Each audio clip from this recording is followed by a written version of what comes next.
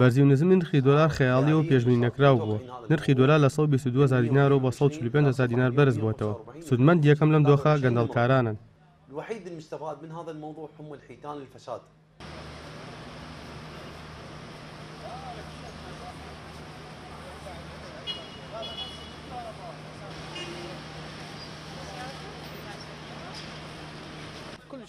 ئەم ڕێوەشوێنانەی ئێستا کاریگەری لەسەر هەموو چوینی توێژەکانی عێراق دەبێت.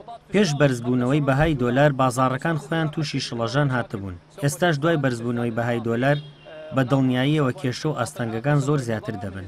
زەرمەندی یەکەم هاوڵاتیانی عێراقی دەبن، چونکە نرخی خۆراک و سەوزە و میوە و کەرەستەکانی تر بەرز دەبنەوە. هەموو ئەو شتانەی تریش کە پەیوەندیان بە ژیانی هاوڵاتیانەوە هەیە.